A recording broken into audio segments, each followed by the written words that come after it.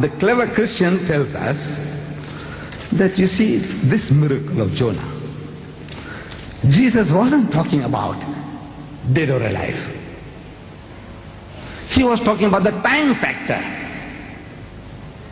Look, listen. Jesus says, for as Jonah was 3 days and 3 nights in the belly of the whale, so shall the Son of Man be 3 days and 3 nights in the belly of the earth. He uses the word 3, 4 times to emphasize is the time. This is the important thing, the miracle. I said, what is miraculous about a time factor? The miracle is when you expect a person to die and if he doesn't die, that's a miracle. Time, whether you're in prison for 3 days or 3 weeks or 3 months and you come out alive, so what? That's not a miracle. The miracle is when you expect a man to be dead and he's alive. That's a miracle. But he said, no. Drowning man clutches at straws. And drowning women also do the same. Something to hold on to. Clutching straws. So he says, the time factor. I said, all right, let's examine that. Did he fulfill that? He said, yes. How? Again, bankrupt. I'm telling you, I'm talking from experience. Therefore, I'm talking, I said, come, let's have a dialogue. Your bishops and popes, His Holiness the Pope, I said, let's have a dialogue. It's a long story. It's another story, another lecture about dialogue between me and the Pope. It's another story. But I said, come, let's talk now. Your bishops and your archbishops, come talk. Talk to me. Argue and debate with me. Let the people listen and let them make up their minds where truth lies. So it's the time factor. So I'm asking, when was He crucified? Good Friday. Good Friday. He said, Friday. What makes Good Friday good? He said, because Christ died for our sins. When? Friday. Right? Yes, Friday. That's what makes Good Friday good. I said, when was it? In the morning or the afternoon? So the clever man tells me it was in the afternoon. It was about 3 o'clock that He was put on the cross. And no man is expected to die within 3 hours on the cross. It was supposed to be a slow, excruciating death. That was the purpose. Not for killing a man. The Phoenicians had tried, spearing the man, he died too soon. Drowning the man, he died too soon. Boiling water, boiling oil, died too soon. They wanted somebody to die slowly. The guy is lingering on and on. 3 days, 4 days, 5 days. At times history records up to 6 days the guy would be alive on the cross. It was to be a slow, lingering death.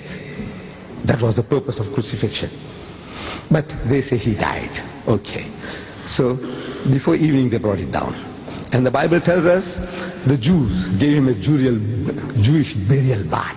The ghusl we give to the dead. Then they put 100-pound weight of medicines around Him. Like we put camphor to the deceased. 100 pounds weight to put that plastering, 100 pounds. That's what the Bible says. 100 pounds weight. And they put a shroud around Him and they put Him into a sepulchre. Sepulchre is not a grave. It's not a grave. It is a big roomy chamber. According to Jim Bishop, a Christian author, in his The Day Christ Died, the name of his book, he said that this tomb was 5 foot wide by 7 foot high and by 15 feet deep. It was like a big roomy chamber with a ledge or ledges inside. So they put Him into that sepulchre. And they put a stone in the opening. And they went away. And there was a storm, thunderstorm, lightning, earthquake. Shh. Everybody would enjoy their Roman holiday. Everybody runs away home. You don't want to get wet. An earthquake. Sure. All these things to chase people away. Giving helping hands if they were there to help Him, to secure Him, to save Him. All right. Let's not go into details. So by the time they brought the body down, hurry. They were in a hurry to put Him up. Now in the Bible, and they were in a hurry to bring Him down because of the Sabbath. Because on Friday at sunset, it is the Sabbath. Yom Sabt. It's the night comes first, then the day. In Islam, night and day. Ramadan starts. See the moon? Night. Ramadan first night. You see the moon? Ramadan starts. You see the moon? Stop fasting. Same thing to the Jews. At sunset, the day changes. Not The Westerner, 12 midnight. Damn it all, you wait till midnight to see the day is changing. But that's your system. That's your system, 12 midnight. You say now it's 1 a.m. 1 a.m. So, right. So they brought the body down. And they put the body into the grave. Into the sepulchre, not a grave. So, Friday night, he's supposed to be in the grave. Saturday morning, the Bible doesn't say when he came out, Saturday morning he's still supposed to be in the grave. Watch my fingers. No tricks of the hand, the sleight of the hand. The guy in the circus, he's clowning and he's doing this and that and he's deceiving you with his movements of his fingers. No, watch here, watch mine. Friday night, he's supposed to be in the grave. Saturday day, he's still supposed to be in the grave.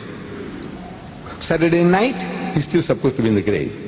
Sunday morning, the first day of the week, when Mary Magdalene goes to the tomb is empty. This is exactly, I'm reading your Bible word for word, verse for verse. Friday night, he's supposed to be in the grave. Saturday day, he's supposed to be in the grave. Saturday night, he's still supposed to be in the grave. Sunday morning, the first day of the week, Sunday morning, not Monday.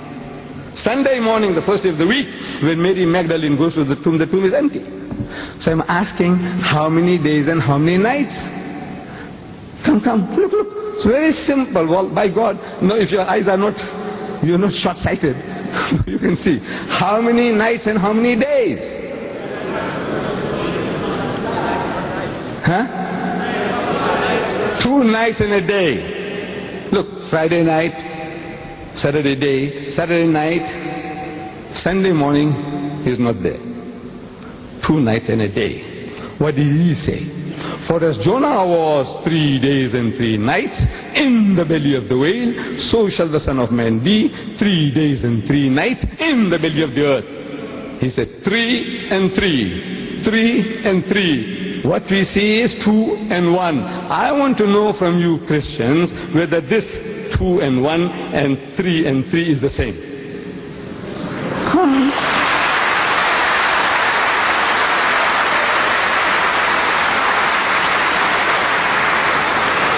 Do you know even an Einstein can't help you? No Einstein can help you in this. Look at this simple exercise. 2 nights and a day. He said 3 and 3. 3 and 3. He repeats it 4 times. And he's only giving you 2 and 1. Again he let you down.